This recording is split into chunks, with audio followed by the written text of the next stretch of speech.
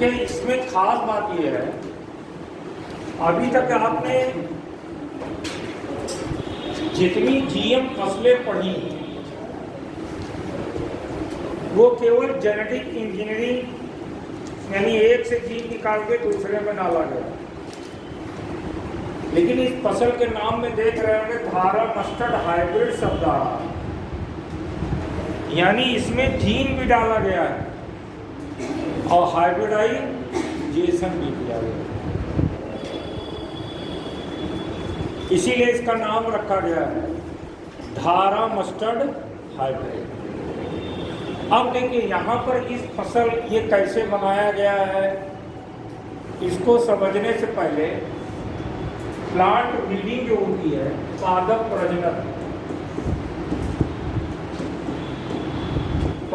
प्रजनन की एक मेथोडोलॉजी है जिसको हिट्रोसिस कहते हैं।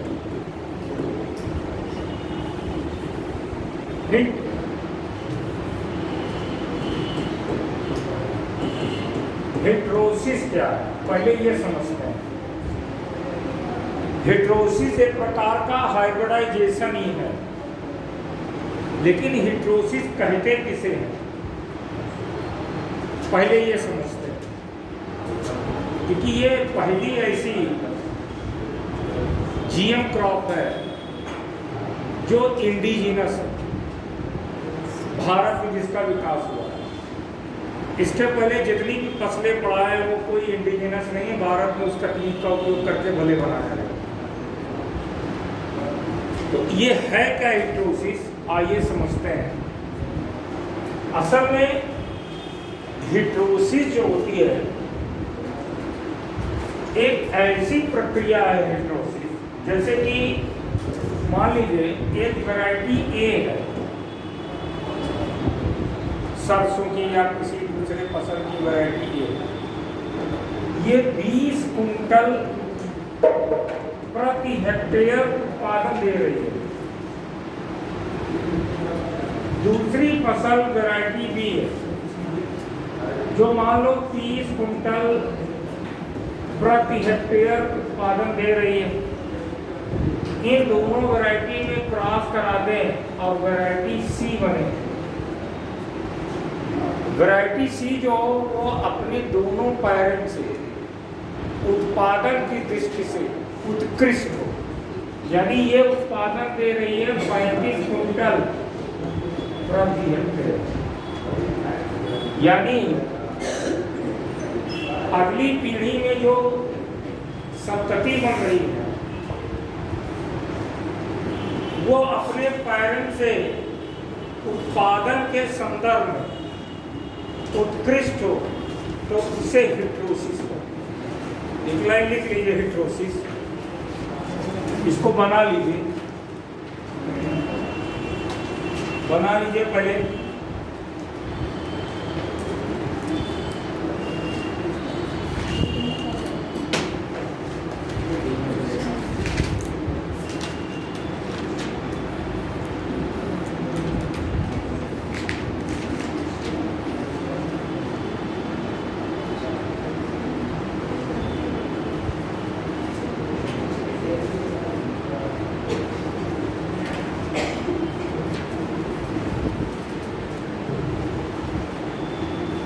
बना लीजिए।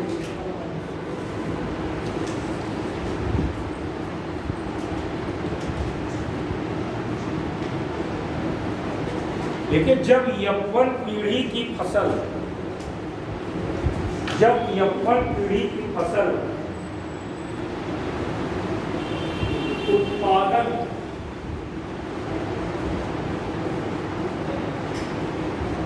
उत्पादन की दृष्टि से अपने जनकों से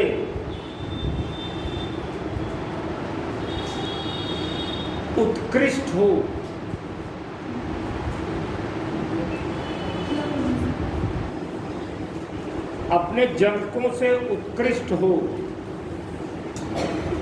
तो इसे हिट्रोसिस कहते हैं।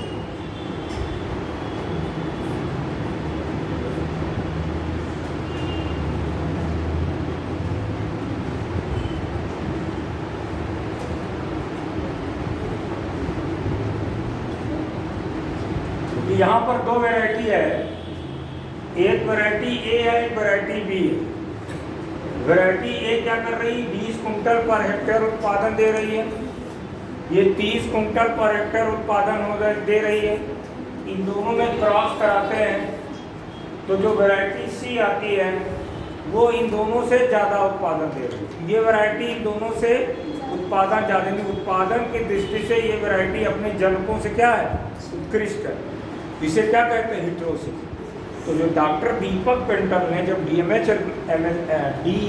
11 बनाया, इसको देखिए यहाँ पर खास बात है कि धारा मस्टर्ड हाइब्रिड 11 है, यानी यह फसल जो है वो जेनेटिकली मॉडिफाइड भी है और इसमें हाइब्रिडाइजेशन भी किया गया। अब कैसे क्या किया गया है, थोड़ा सा सरसों को समझते हैं फिर इसमें आते हैं। अब देखिए जो मस्टर्ड है इसको ब्रासिका जुन्सिया कहते हैं।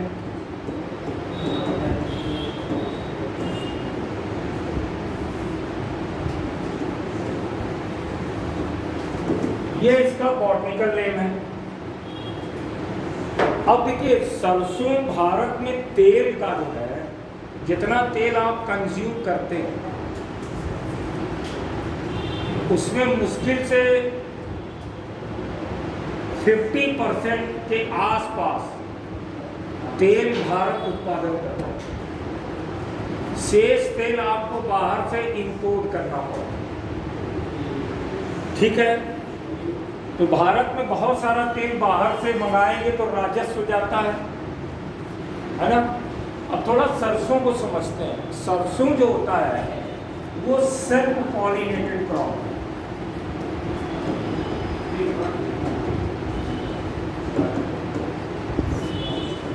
सेल्फ पॉलिनेटेड क्रॉप का मतलब है सरसों के पुष्प में नर और मादा दोनों भाग होते हैं, यानी सरसों का जो पुष्प है वो कंप्लीट फ्लावर है, पूर्ण पुष्प।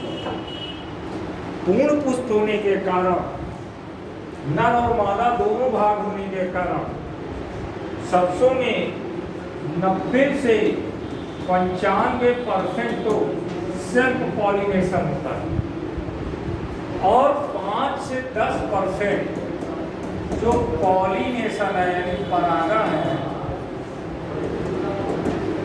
5 से 10% जो इसमें पॉलिनेशन होता है वो होता है हनी बी के द्वारा। हनी बी का मतलब मधुमक्खी से होता है, ठीक है।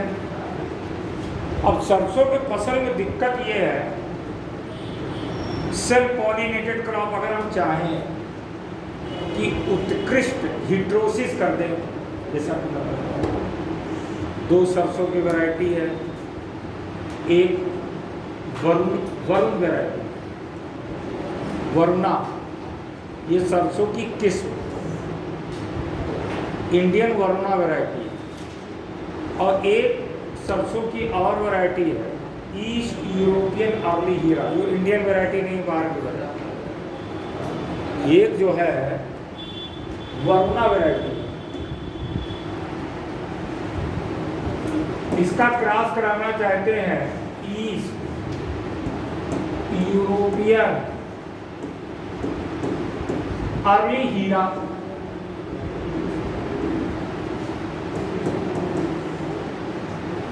इस वैरायटी से हम क्रॉस कराना चाहते हैं। क्यों कराना चाहते हैं? उत्पादन बढ़ जाए, कराएंगे कैसे? सरसों का जो पौधा है वो सेल्फ पॉलिनेटेड है। हम लोग अगर हम एक तरफ, मेरी बात समझिएगा, एक तरफ लगा दें इसको, एक तरफ लगा दें, इसी के बीच बीच में क्या लगा दें, इसको, दोनों को एक साथ दोनों के बीच को मिक्स करके डाल दें, तब तो क्रॉस पॉलिनेशन हो जाए। लेकिन क्रॉस पॉलिनेशन की संभावना कितनी है? जैसे पुष्प खिलेगा तो पुष्प में नर और मादा दोनों भाग होगा, हवा चलेगी, स्वपरागण हो जाएगा। जब स्वपरागण हो जाएगा तो हिट्रोसिस नहीं होगा, हिट्रोसिस नहीं होगा तो क्या होगा? अच्छी वैरायटी, समझ रहे हैं? तो सरसों में समस्या ये है इसमें क्रॉस पॉलिनेशन नहीं हो सकता, पहली समस्या। दूसरी समस्या क्या है कि सरसों का जो पौधा होता है बहुत मुलायम होता है, यानी डेलिकेट होता है, देखा होगा सरसों का। और सरसों में बहुत सारे वीड निकल आते हैं, खरपतवार निकल आते हैं। क्या निकल आते हैं? खरपतवार। तो जो सरसों में बहुत सारे खरपतवार निकल आते हैं, उसके लिए कुछ हर्बिसाइड होती है। क्या होती है?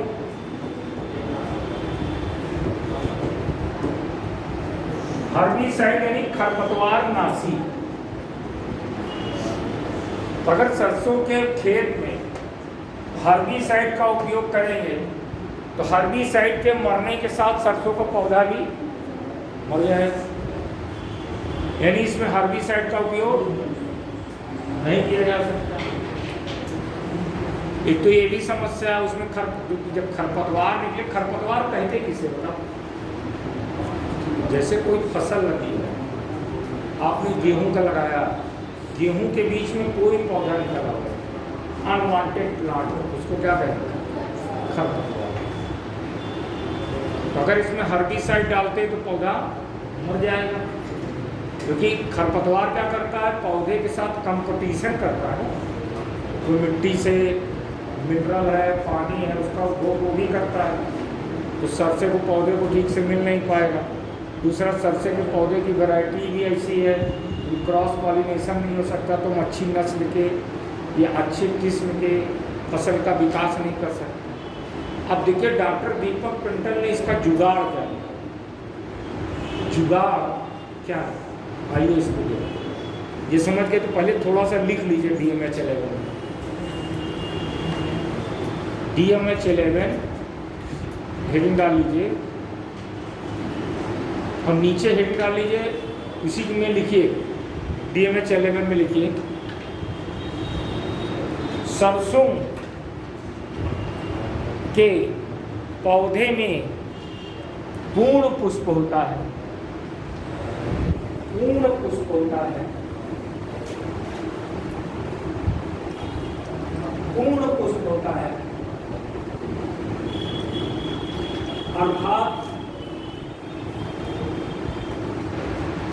पुष्प में नर और मादा दोनों भाग पूर्ण विकसित होता है।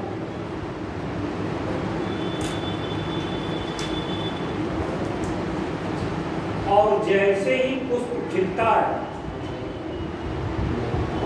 और जैसे ही पुष्प खिलता है,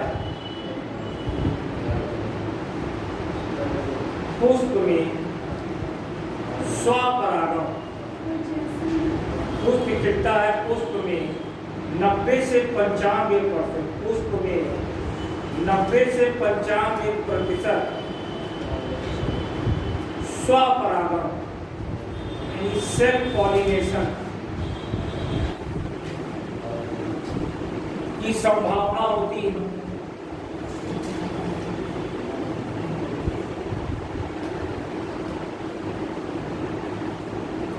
मात्र 5 से 10%,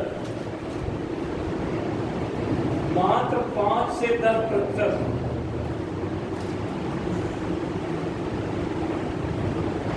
पर परागण, मात्र 5 से 10% पर परागण की संभावना होती है।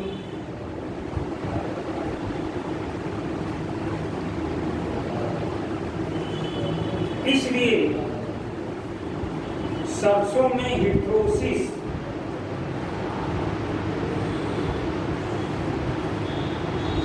को कराना मुश्किल होता है।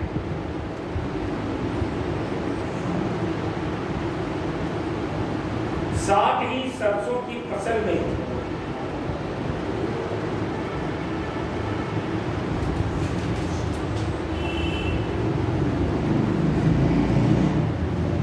कई खरपतवार भी उगते हैं।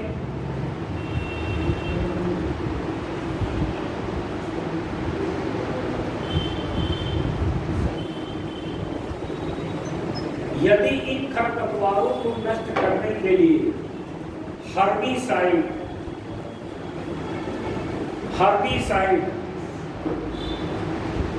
जैसे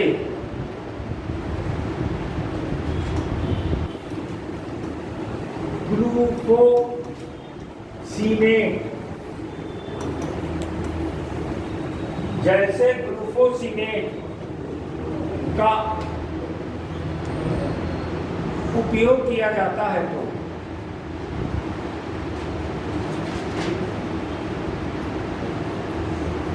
खरपतवार के साथ ही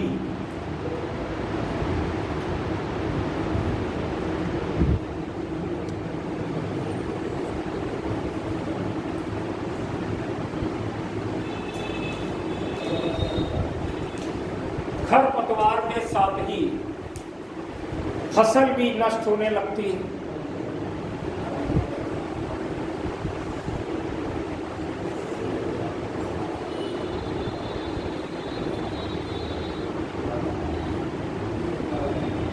इन सब समस्याओं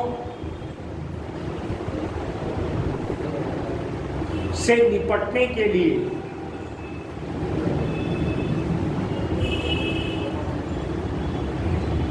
दिल्ली यूनिवर्सिटी के पूर्व वाइस चांसलर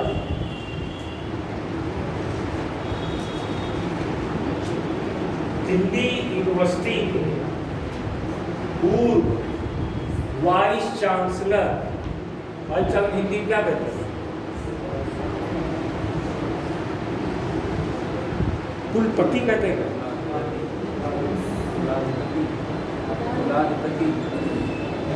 कुलपति जो भी हो लिख लो।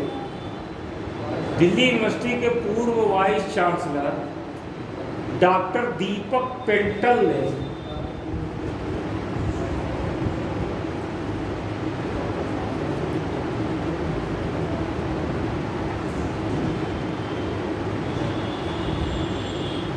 जेनेटिक इंजीनियरिंग तथा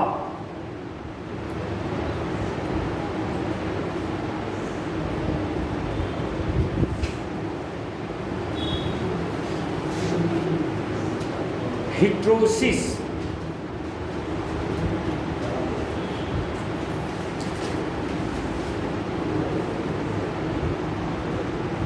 विधियों का उपयोग करके DNH11 का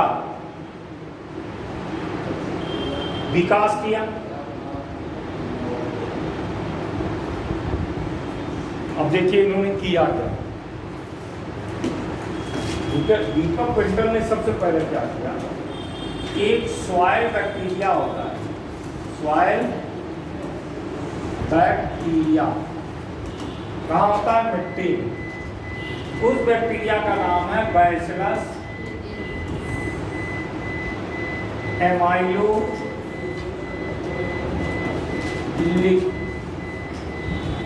लिक्वी PCNs एमाइलो लिक्वी PCNs सी लगा, एमाइलो लिक्वी PCNs। तो डॉक्टर दीपक पेंटल ने क्या किया, मिट्टी में एक बैक्टीरिया है जिसका नाम क्या है? Bacillus एमाइलो लिक्वी PCNs। इस बैक्टीरिया से उन्होंने 3 जीन निकाले। कितने जीन निकाले?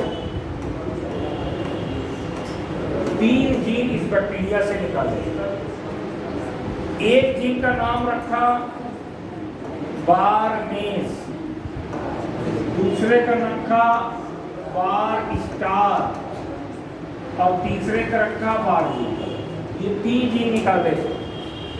एक का नाम है बारनेस, दूसरे का नाम है बार स्टार, तीसरे का नाम है बार। तो लिखते चलिए। डॉक्टर दीपक पेंटल ने मिट्टी में पाए जाने वाले जीवाणु डॉक्टर दीपक पेंटल ने मिट्टी में पाए जाने वाले जीवाणु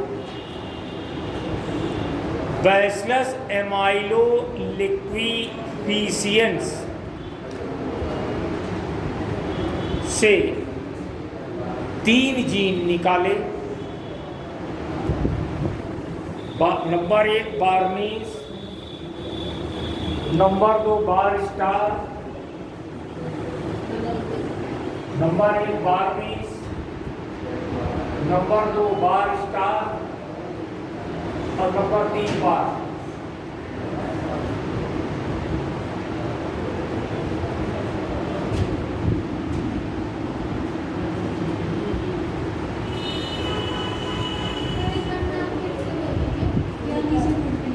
बार्नीस, बार स्टार, बार।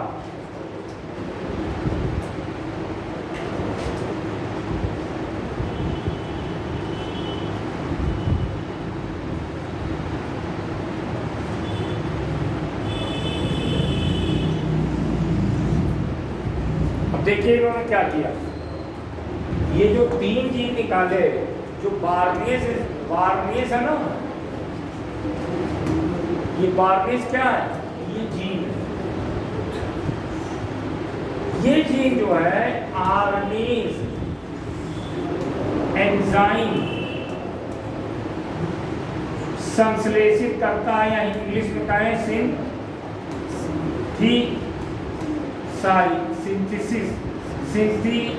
सिंथेसाइजेस बनाता है।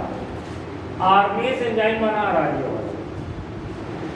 अगर इसको हम किसी फसल में डाल दें, फसल में डाल दें, जिसे डालेंगे जेनेटिक इंजीनियरिंग से इसको डाल दें, तो फसल का नर भाग बांझ हो जाएगा। अगर इसको लिख लिया, ऐसे बना के लिखते जाइए ना यार, अब हम बोलेंगे तब इमला लिखोगे। ये क्या करेगा? ये बनाता है आर्नेज एंजाइम। आर्नेज एंजाइम को संश्लेषण करता है, हिंदी में लिखिएगा, आर्नेज एंजाइम का संश्लेषण करता है। यदि इसे फसल में डाल दें तो फसल का नर भाग बांझ हो जाता है। बांझ हो जाता है, बांझ का मतलब स्टेराइल हो जाएगा। समझ में आ रहा है? इसको फसल में डाल दें, ये बनाता क्या है? आर्नेज एंजाइम। इसको फसल में डालेंगे तो नर भाग क्या हो जाएगा? बांझ हो जाएगा। अभी समझ में आएगा क्या किया है।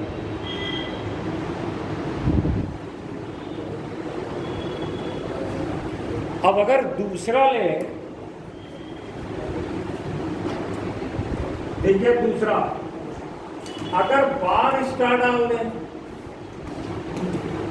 बार स्टार क्या है? अगर इसको इसे फसल में डाल दें तो क्या होगा?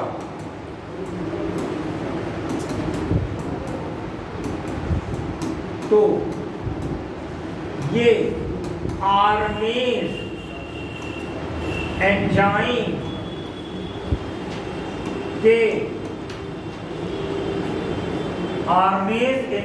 के प्रभाव को नष्ट कर देगा। आर्नेज एंजाइम के प्रभाव को क्या करेगा? समाप्त कर देगा। ऐसे लिखिए, समाप्त कर देगा। इस दशा में क्या होगा? पौधा फिर से क्या हो जाएगा? पौधे का नर भाग क्या होगा? फिर से उपजाऊ हो जाएगा। यानी ये जीन क्या है? ये जीन बार्नेज एंजाइम, जो बार्नेज जीन है उसका तोड़ है। अगर उसको डाल दिया तो उसका नर भाग बांझ हो जाएगा, इसको डाल दिया तो नर भाग फिर से उपजाऊ हो जाएगा। समझ में आ रहा है? अब जो तीसरा जीन उन्होंने लिया उसका नाम है बार। अगर ये जीन डाल दें, ये भी एक जीन है, ये जीन को डाल दें तो जो पौधा होगा, पौधा सीनेट, सीनेट स्पेलिंग यार एस से है सी से है,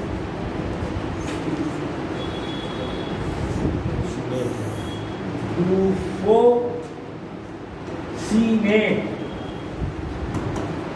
पौधा ग्लूफोसिनेट हर्बिसाइड के प्रति प्रतिरोधी हो जाएगा, यानी रेजिस्टेंट हो जाएगा। यानी अगर इस जीन को डाल दे किसी फसल में, इसे सरसों में डाल दे और सरसों के फसल लगा दे और उसमें बहुत सारे खरपतवार निकल आए और वहाँ पर ग्लूकोसिनेट का छिड़काव करें तो खरपतवार नष्ट हो जाएगा, फसल बच जाएगी। ये फसल को क्या करेगा? खरपतवार से बचाएगा। ये तीनों जीन क्या काम करेगा समझ में आ गया। अब देखिए क्या किया इन्होंने, अब देखते हैं इन्होंने किया क्या। सर इससे फसल को कुछ नहीं होगा, अगर ये जीन डाल देंगे फसल में तो फसल जो है, ये हर्बिसाइड का मतलब होता है ऐसा रसायन जिसको फसलों में अगर हम फेंकें वहाँ पे खरपतवार नष्ट होंगे, फसल बचेगी। लेकिन सरसों में नहीं कर सकते, सरसों की फसल बहुत मुलायम होती है, अगर खरपतवार डालेंगे तो सरसों भी नष्ट हो जाएगा। लेकिन अगर ये वाला जीन डाल देंगे तो फसल बच जाएगी, खरपतवार नष्ट। लेकिन एक चीज़ यहाँ पे ये है कि जो हर्बिसाइड होती है वो बहुत सारी कंपनियां बनाती हैं। जो हर्बिसाइड बनाने वाली फैक्ट्री है, जो खाद वाद बनाती है, वो हर्बिसाइड भी बनाती है। जो कीटनाशक दवा बनाती है वो हर्बिसाइड भी बनाती है। तो हर्बिसाइड बहुत कंपनियां बनाती हैं।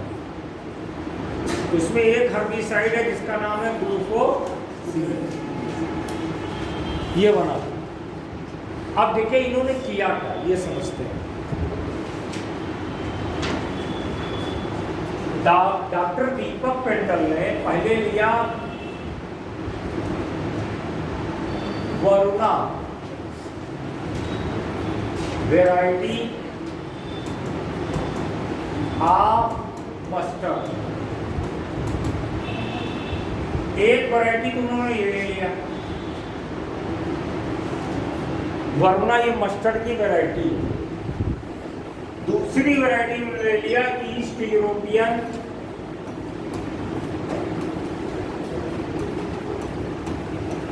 अर्ली हीरा, दूसरी वैरायटी उन्होंने ये ले लिया। अब ये चाह रहे थे कि दोनों वैरायटी में क्रॉस हो, तो ऐसे तो क्रॉस होएगा नहीं, फूल फ्लावर है। तो उन्होंने क्या किया, इसमें डाल दिया एक जीन,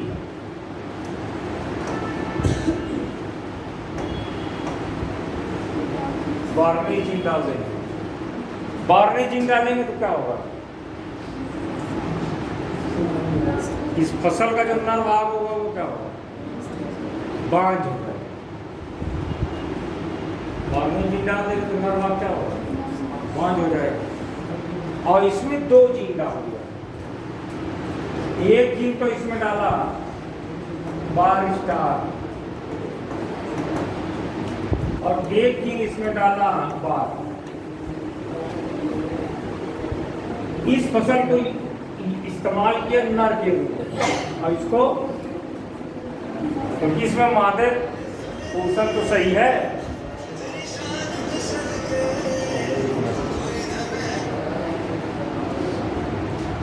हेलो जी हाँ,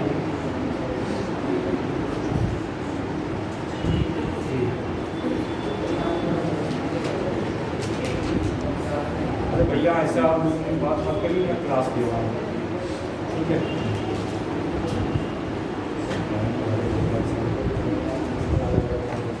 तो देखिए जब ये जीन डालेंगे तो ये क्या हो गया, बांझ हो गया।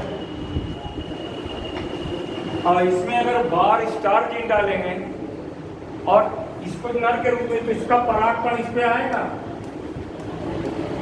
बोलो, तो पॉलिन ग्रेन में ये दोनों जीन होंगे कि नहीं? दोनों जीन होंगे ना। तो इसका जो बीज बनेगा वो क्या होगा? डीएमए चलेगा, क्योंकि ये जीन क्या करेगा? इसके प्रभाव को खत्म करेगी। ये तो इसका तोड़ इसको खत्म कर दिया है।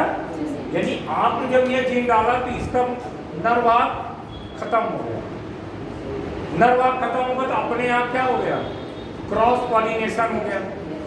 क्रॉस पॉलिनेशन हुआ तो क्या बना? DMH11 बना। अब DMH11 में ये वाला जीन, इस जीन ने इसको खत्म कर दिया, यानी ये एक दूसरे के एंटी है। और ये जीन तो इसमें रहा, ये जीन ने क्या किया? इसको, ये जीन ने क्या किया? इसमें क्या गुण आ जाएगा? खरपतवार के प्रति प्रतिरोधी हो जाएगा। तो इसमें हाइब्रिडाइज, इसमें क्या हो रहा है? हाइड्रोसिस भी हो रहा है और जीन भी डाल रहे हैं, इसलिए इसको क्या कहते हैं? धारा मस्टर्ड हाइब्रिड। यानी ये जीएम क्रॉप में भी है और बताओ कोई चीज में ना समझ में आई हो, दूसरे का नहीं समझ में आया तो बताओ।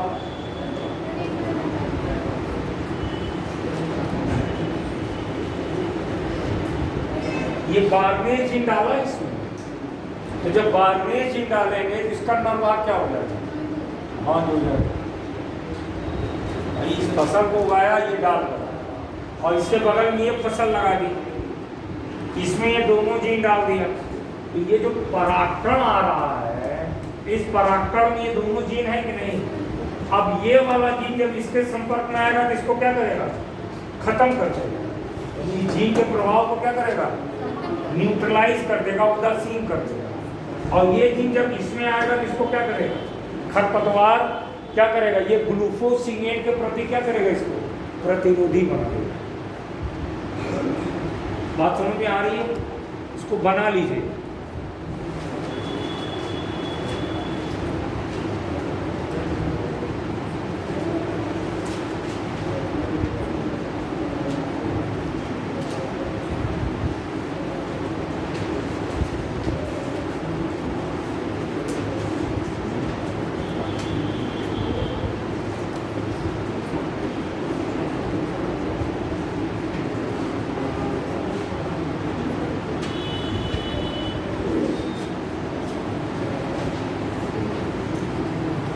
लगाया तब दिमाग, सही दिमाग लगाया ना?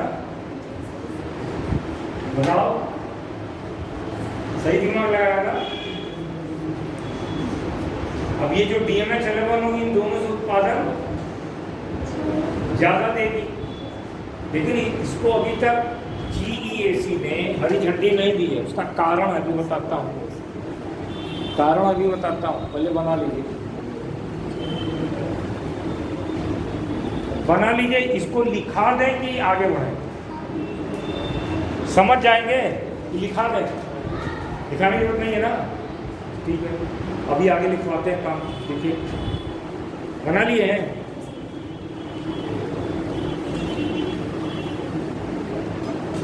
नेक्स्ट पैरा से लिखिए। DMH11 सरसों की किस्म का उत्पादन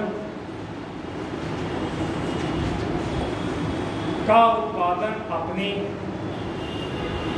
जनकों से अधिक है, साथ ही यह फसल ग्लूफोसिनेट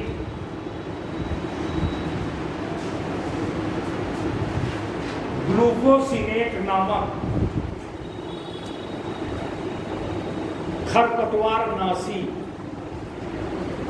खरपतवारनाशी से प्रतिरोधी है।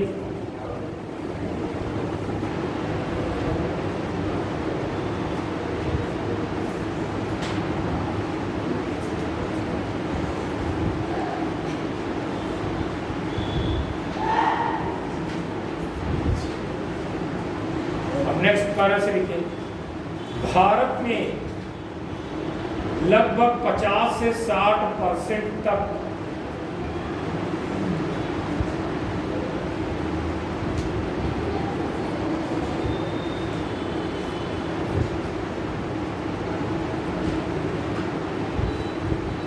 खाने वाले तेल का आयात किया जाता है।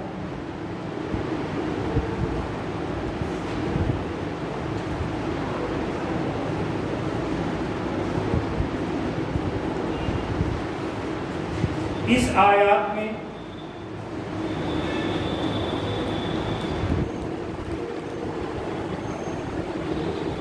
भारत को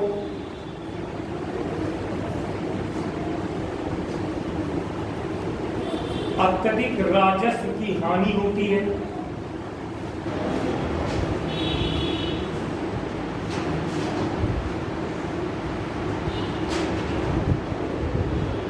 इसी समस्या को देखते हुए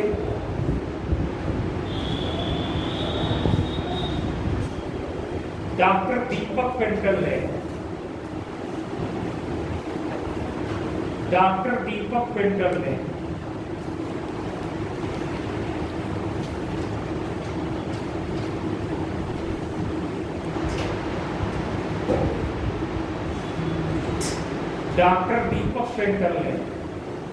DMH11 का विकास किया।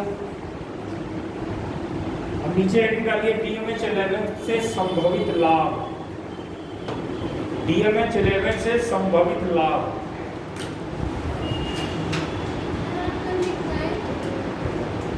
लाभ लिखवाए थे, DMH11 से लाभ कहाँ लिखवाए? GM फसल से लाभ। DMH11 से संभवित लाभ नंबर 1, लगभग 30% तक उत्पादन बढ़ जाएगा।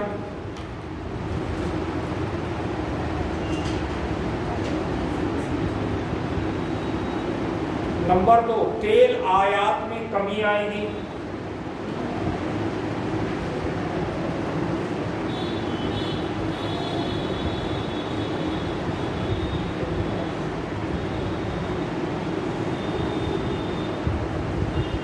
आगे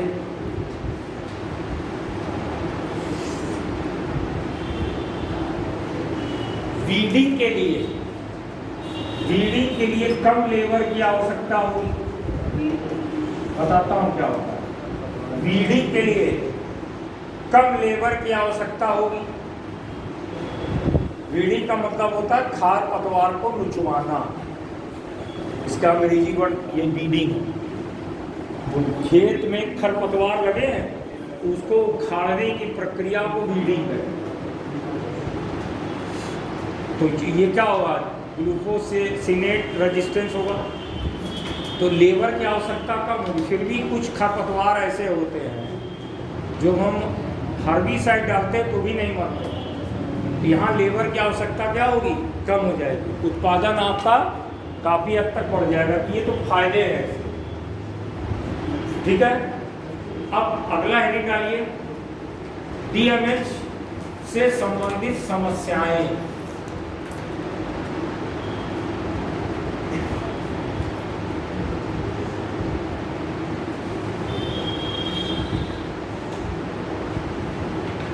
देखिए,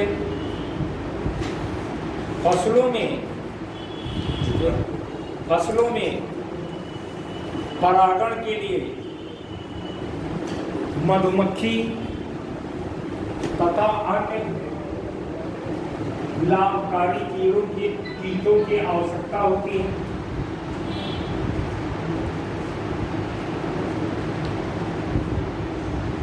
इन कीटों पर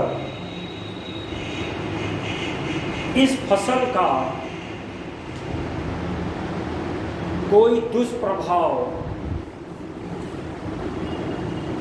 उन कीटों पर इस फसल का कोई दुष्प्रभाव पड़ेगा कि नहीं से संबंधित आंकड़े नहीं है। देखिए समझिए, फसल में जब आपने ये जीन डाल दिया तो जो कीड़े क्यों जाते हैं फसल के पास? फूलों का रस चूसने। तो उन फसलों में ये वाला जीन है कि नहीं? बार जीन, बारनेस और बार, ऐसे सारे जीन हैं। अब ये जी जो टॉक्सिक मटेरियल बना रहा है, मान लो बार जीन है, बार जीन कुछ बनाता होगा, उसी से हर्बिसाइड का इस पर प्रभाव नहीं पड़ता है। तो अब वो जो एनिमल, वो जो कीड़ा रस चूसेगा, तो कीड़े के शरीर पर इसका दुष्प्रभाव पड़ेगा कि नहीं पड़ेगा? इससे संबंधित कोई आंकड़े नहीं। और अगर मान लो हनी बी पर इसका नकारात्मक प्रभाव पड़ेगा तो हनी बी की संख्या तेजी से घटेगी, तो क्रॉस पॉलिनेशन की संभावनाएं घट जाएंगी। समझ रहे हैं? तो एक समस्या ये हो सकती है। दूसरा लिखिए, समझ गए कि नहीं? दूसरा लिखिए, आगे लिखिए।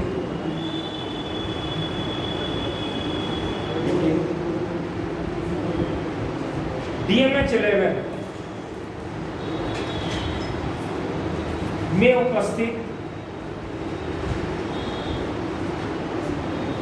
बार जीन यदि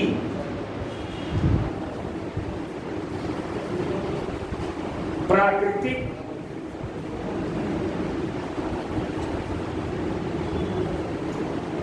प्रक्रिया के द्वारा खरपतवारों में पहुंच गया तो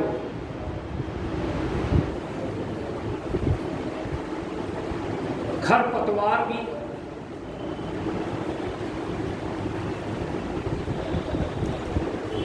ग्लूफोसिनेट से प्रतिरोधी हो जाएगा।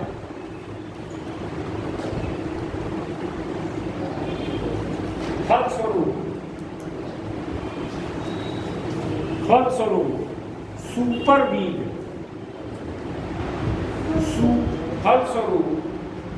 पराग खरपतवार, या इंग्लिश में बोलेंगे सुपर बीड या पराग खरपतवार की उत्पत्ति हो जाएगी।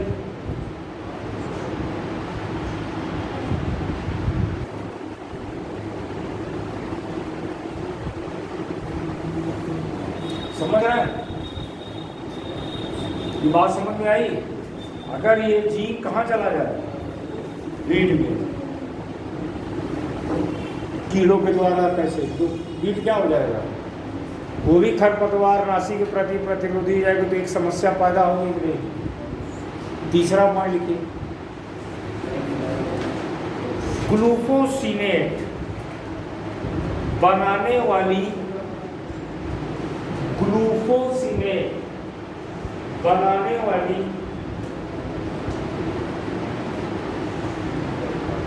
कंपनी की मोनोपोली हो सकती है एकाधिकार से। ग्लूफोसिनेट बनाने वाली कंपनी का एकाधिकार हो सकता है। इसे हर्बिसाइड हर कंपनी बना रही है अपना। अब आप तैयार किए अब दूसरा खरपतवार नाशी यूज करोगे तो तुम्हारी फसलें नष्ट हो जाएगी। यानी DMH11 प्रतिरोधी किसकी है? ग्लूफोसिनेट की।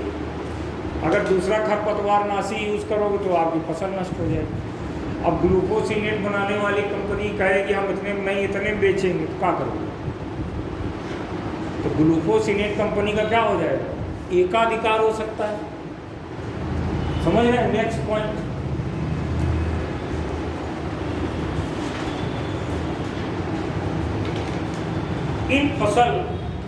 इन फसलों का यदि मानव उपभोग करेगा, इन फसल का यदि मानव उपयोग करेगा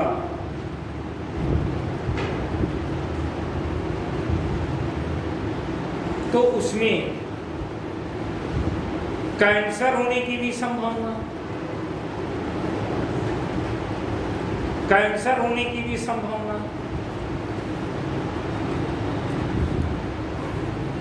कैंसर होने की संभावना समझ रहा है? यानी ये फसल मानव के लिए कार्सिनोजेनिक हो सकती है। क्या हो सकती है? कार्सिनो। भाई ये सरसों पहली बार हम खाएंगे, तो इस सरसों में बार जीन है, बारनेज जीन तो है ये है, बार स्टार जीन है, उसका आपके शरीर पर क्या प्रभाव पड़ेगा इसके संबंधित कोई आंकड़ा तो है नहीं। तो मानव में कैंसर जैसे रोग की संभावना भी बन सकती है। बात समझ रहे हैं नहीं?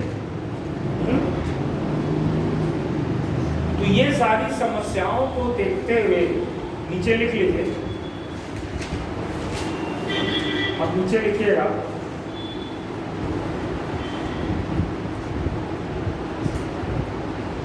DMH11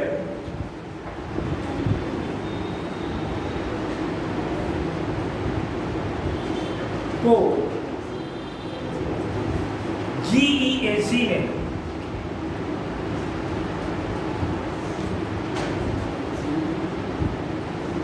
अनुमोदित कर दिया था, यानी अप्रूवल दे दिया था। परंतु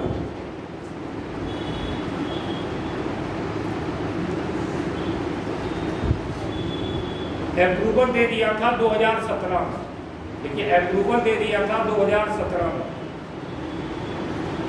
लेकिन MOEFCC ने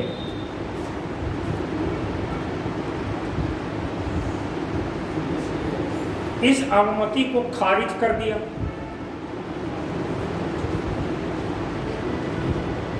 खारिज कर दिया।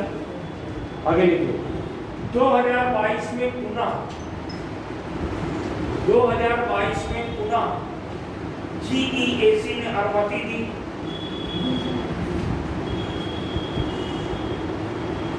और MOEFCC ने खारिज कर दिया।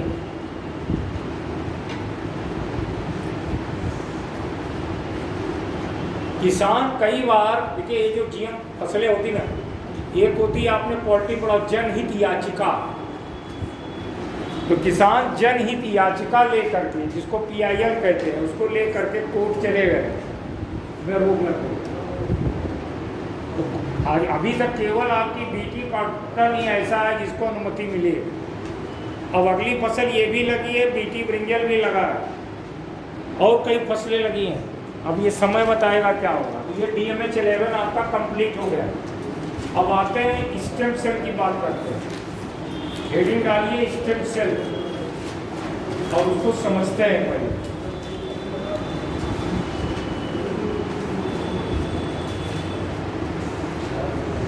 ये अच्छे समझ में आया? DMH11 क्या है? इसीलिए देखिए इसको हाइब्रिड भी कहते हैं, इसमें हाइब्रिडाइजेशन भी हुआ, यानी इसमें क्रॉस भी कराया गया।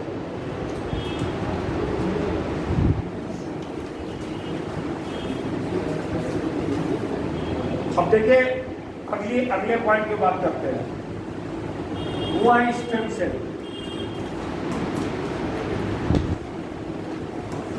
स्टेम सेल क्या है? हमारे लिखते जाइए हम के जंतु के शरीर में पाई जाने वाली अविशेषाकृत कोशिकाएं, जंतु शरीर में पाई जाने वाली अविशेषाकृत कोशिकाएं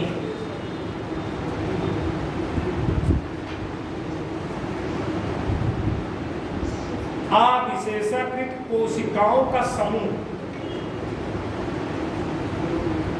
अविशेषाकृत कोशिकाओं का समूह जिसका कार्य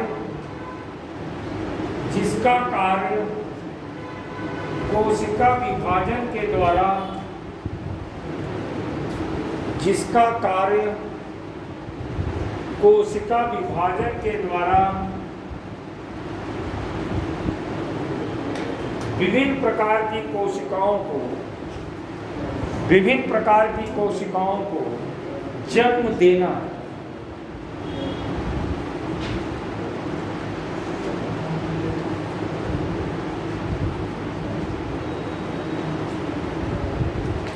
स्टेम सेल क्या होता है? आप ही के शरीर में पाई जाने वाली ऐसी कोशिकाएं जो किसी भी प्रकार की कोशिकाओं में बदलने की क्षमता है। जैसे आपको चोट लग गई, स्टेम सेल उस चोट में लगा दिया, तो चोट को जो चोट की सेल जैसी है वैसी बदल। आप ही के शरीर में पाए जाने वाले ऐसी कोशिका जो किसी भी प्रकार की कोशिकाओं में बदलने की क्षमता रखती हों, उन्हें हम स्टेम सेल। समझ बात आई? अब देखिए स्टेम सेल जो होते हैं वो दो प्रकार के होते हैं।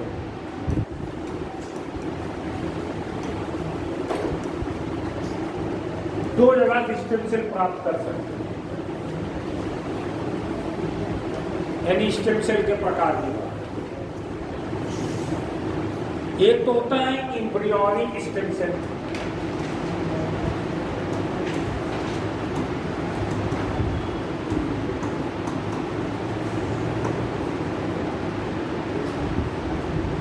और दूसरा होता है एडल्ट।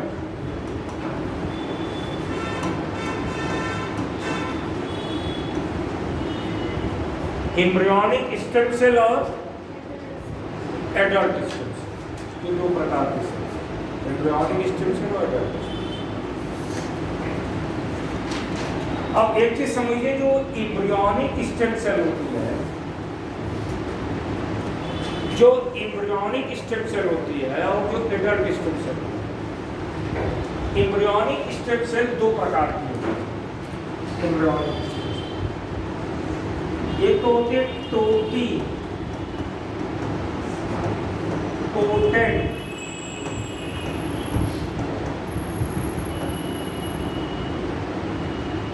एम्ब्रियोनिक जो भ्रूण से प्राप्त, उसको कहते हैं भ्रूणीय स्तंभ कोशिका, जो भ्रूण से प्राप्त हो। दूसरी होती प्लूरिपोटेंट,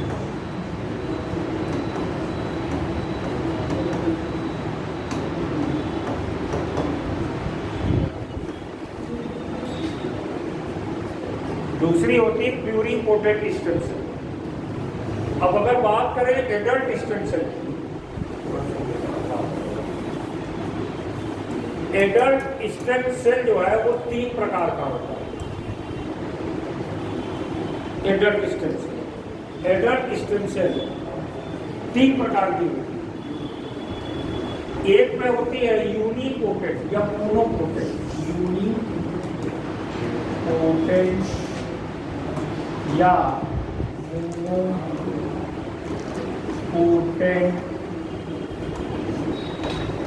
स्टेम सेल। दूसरी क्या होती है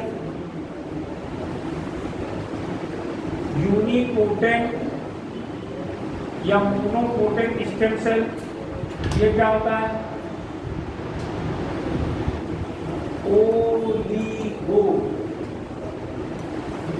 ओलिगोपोटेंट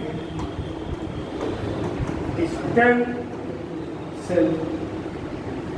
ओलिगोपोटेंट स्टेम सेल, और इसे क्या कहते हैं मल्टी, यहां लिख देता है मल्टी पोटेंट स्टेम।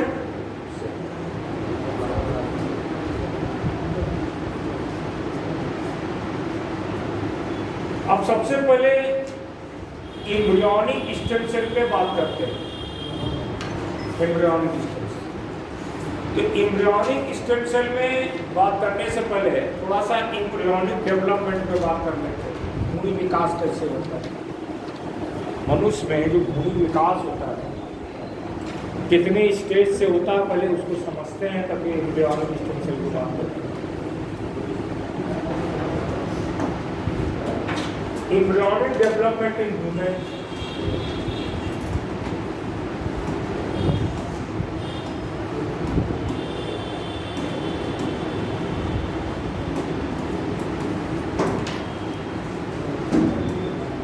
मानव में भ्रूण विकास कैसे होता है।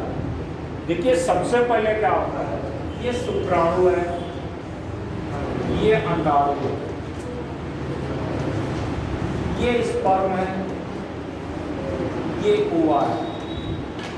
दोनों मिलते हैं क्या बनता है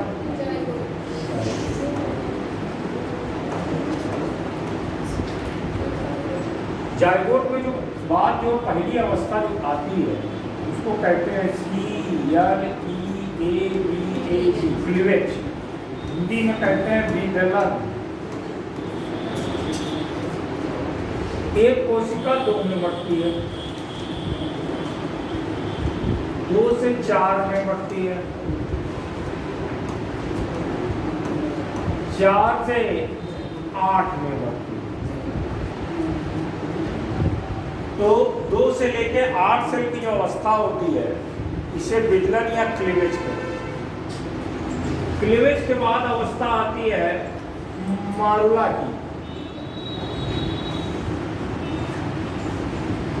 मारुला में क्या होता है? मारुला में देखेंगे